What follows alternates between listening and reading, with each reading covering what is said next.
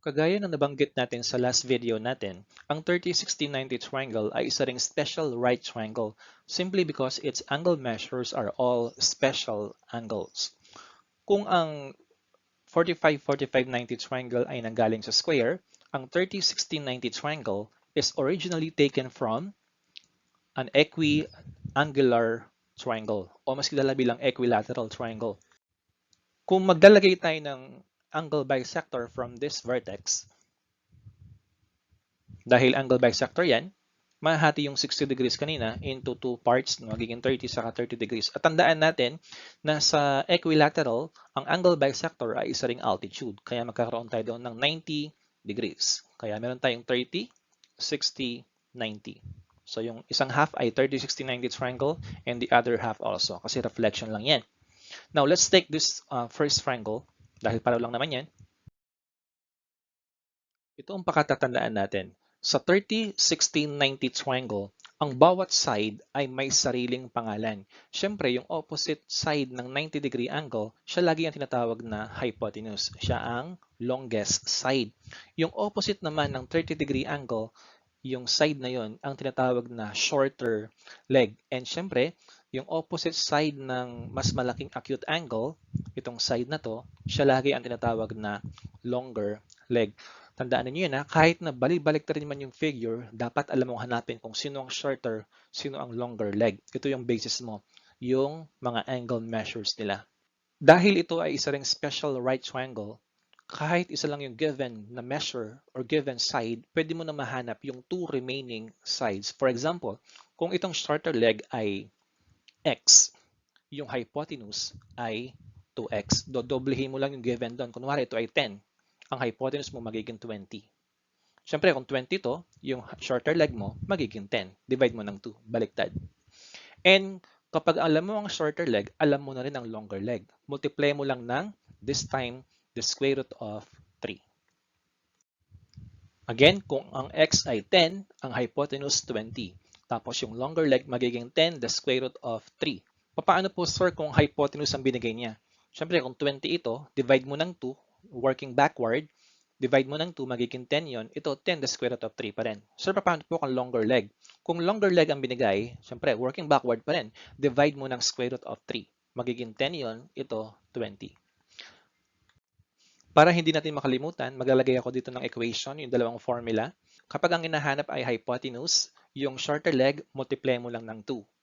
Kapag naman ang hinahanap ay yung longer leg, i-multiply mo sa square root of 3 yung shorter leg. Ito lang memorize ninyo. O kaya kung may photographic memory kayo, mas maganda kung ito. Let's have examples.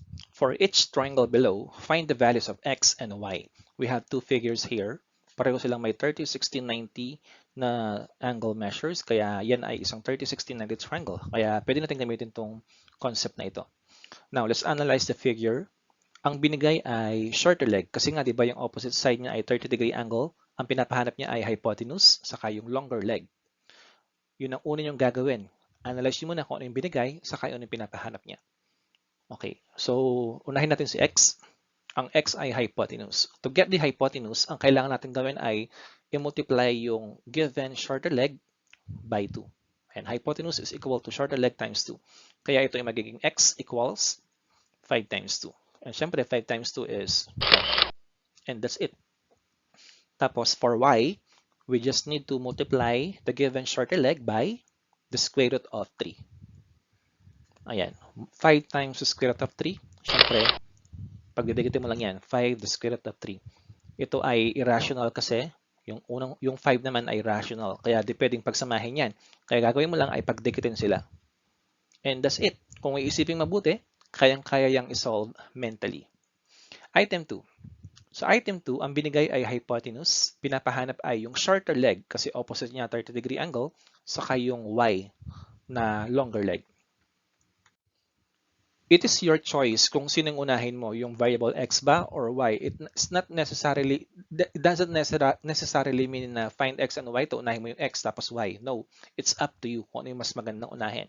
But I suggest unahin nyo lagi yung shorter leg. Okay? So binigay ay hypotenuse, hinahanap mo shorter leg. Kaya gagawin mo lang ay backward, di ba? Di-divide mo to ng 2. So yung x dito ay equal sa 14 over 2 or divided by 2.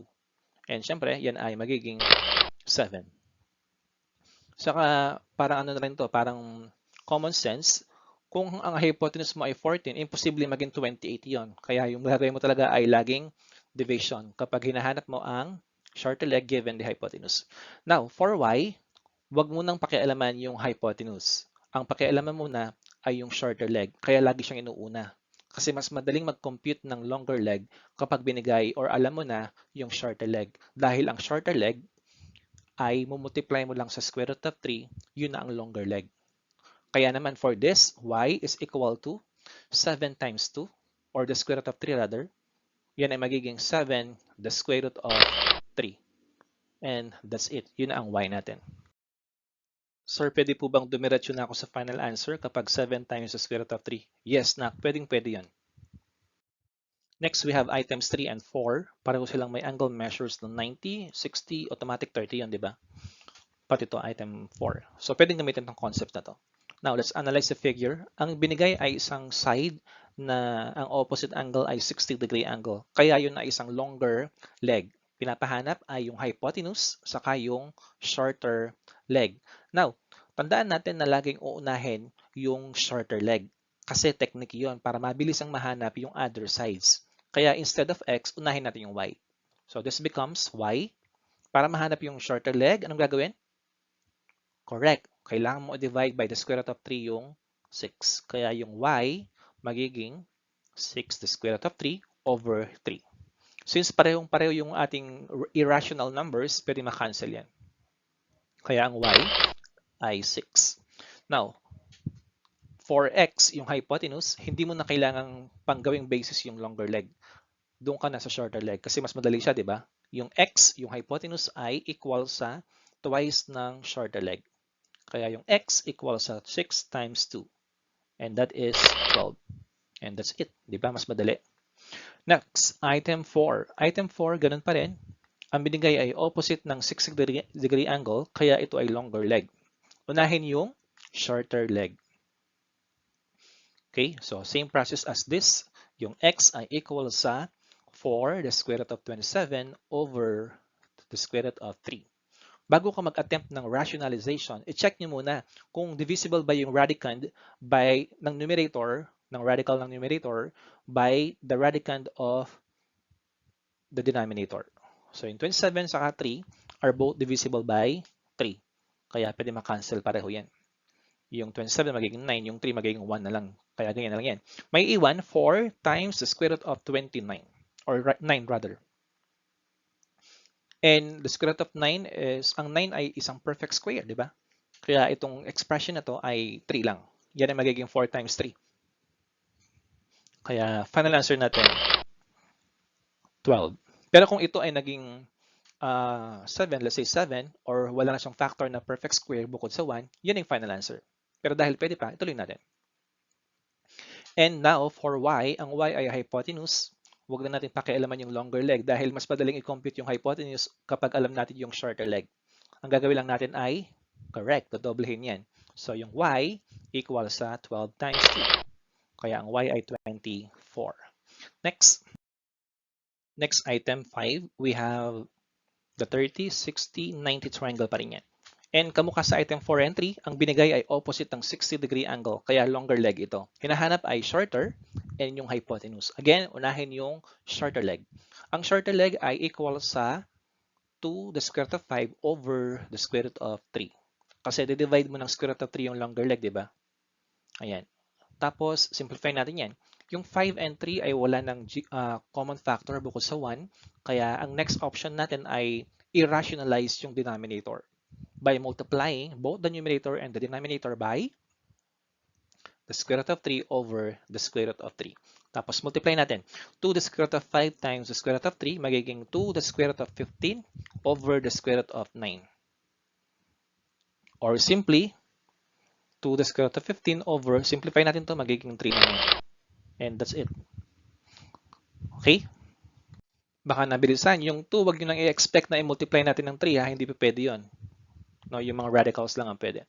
Yung y ay hypotenuse. Ang gagawin lang natin ay dodoblehin yung shorter leg.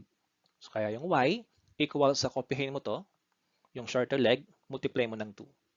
So, multiply natin yan. Yung ano lang, yung numerical coefficient, di ba? Yung 2 times 2 lang yan. Kaya yun ay magiging 4 the square root of 15 over 3. So, bakit 3 pa rin yun? Kasi nga, yung 3 multiply mo lang sa 1. Di ba? Direct multiplication kapag fraction. Kaya yun yung final answer natin. Last example na tayo. We have the 30, 60, 90 triangle pa rin. Ang given ay isang hypotenuse. Kaya hinahanap ay yung longer leg saka yung shorter leg. Again, unahin natin yung shorter leg. Dahil ang kailangan lang natin gawin dito, to get the shorter leg given the hypotenuse ay i-divide natin ng 2 yung hypotenuse. Kaya magiging y equals 12 the square root of 6 over 2. Yung 12 and 2 ay parehong divisible by 2. O kaya simply 12 divided by 2 is 6. Kaya ito yung magiging 6 the square root of 6. Yun na yung shorter leg. Now, to get the hypotenuse or the longer leg, rather, multiply lang natin ng square root of 3 itong shorter leg. Kaya yung x, yung longer leg, equals sa 6 the square root of 6 times the square root of 3. Diba? Ito pa rin yung basis natin. Yung longer leg ay equal sa shorter leg times square root of 3. Tapos multiply natin yan, magiging 6 the square root of 18. Hindi mo na pakikilaman yung 6 ko, kopyahin mo lang. Ang pag-multiply mo lang ay yung parehong radical, kaya magiging square root of 18 yan. Tapos, hindi pa yun ang final answer dahil yung 18 ay may factor na perfect square bukod sa 1. And that is 9.